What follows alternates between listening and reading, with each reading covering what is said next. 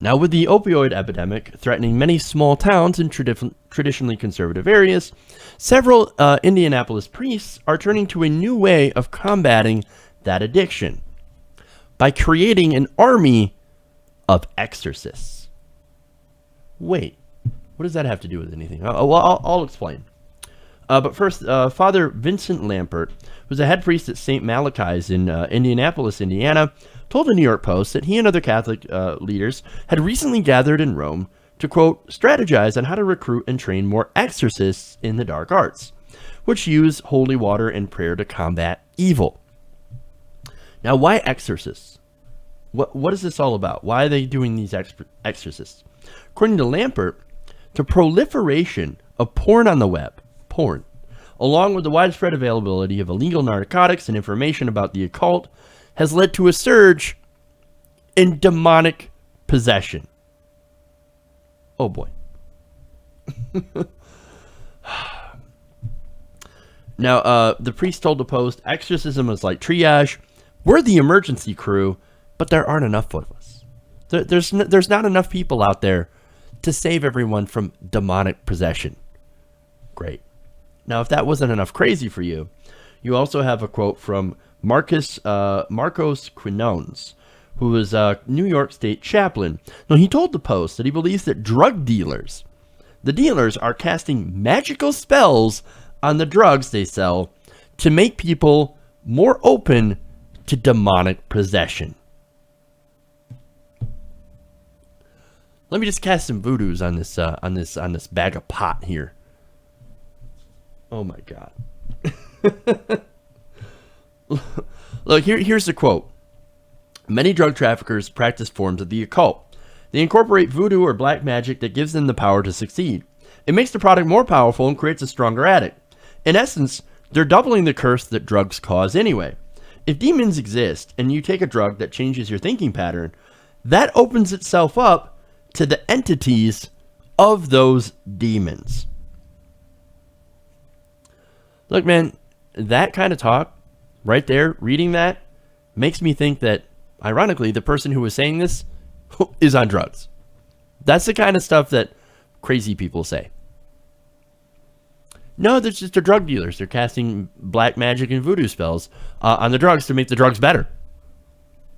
That might be interesting to try. Maybe I should get someone to cast some voodoo drugs on, or voodoo magic on some drugs, on some marijuana. I don't know. But the guy's like, hey man, the demons are coming for you.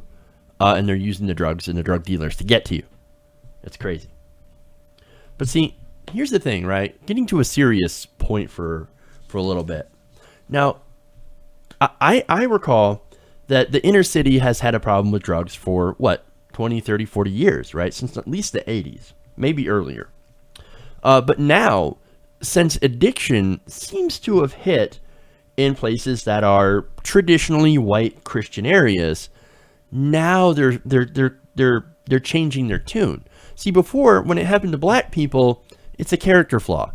Oh, these people, they're just bad people. They're getting mixed up with gangs and drugs and violence, and it's a character issue. It's a character flaw. Real people, real Americans, they don't get addicted to drugs. Now, again, since the opioid epidemic is happening in these conservative areas, they're now changing their tune and they're saying, demons. It's the demons. It's the voodoo. It's not actually their fault. These aren't bad people. Not like the black people in the inner cities. No. These other people, these good Christians, they're getting demonically possessed. That's the problem. It's the demons. It's not actually them. No. Look, the truth is, it's actually very complicated. See, look, there's a recent, the whole recent spike in opioid addiction has to do with the overprescription of very powerful narcotics like OxyContin and fentanyl for pain. Okay, there are a lot of people that are in pain. And then they go to the doctors that are getting kickbacks from these large insurance companies, these pharmaceutical companies, to go and prescribe these medications. Hey, just give them some of this and you'll get a kickback. Okay, great. Now, these people, of course, will end up getting hooked and then run out of these prescriptions, or they can't afford them with their terrible insurance plans, and they end up going to something cheaper, heroin, or other addictive drugs. And look, the inner cities actually, and these small conservative towns are actually end up facing similar issues outside of the overprescription of narcotics. And see, right now, some of the characteristics that both of these places share is poverty and lack of opportunity. For the inner cities, you also have the addition of leftover Jim Crow. But basically, both areas are economically stagnant. There are people that are hurting, okay? There are people that feel abandoned by the political establishment. There are some that turn to drugs to get rid of the hopelessness in their situation. It happens in both areas, man. In both areas. So, and look, that's why poor white people, poor black people, they end up having a lot more in common than a lot of people think. Now, there are, of course, unscrupulous politicians, especially on the right, that end up telling these poor white people to blame poor black people for their problems.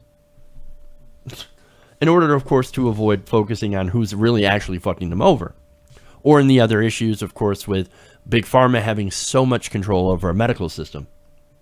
But aside from all of that, all these actual problems, which have actual solutions, no, these people are just focusing on building an army of exorcists to fix the addiction problem. Now, let me tell you, it's not really going to do anything.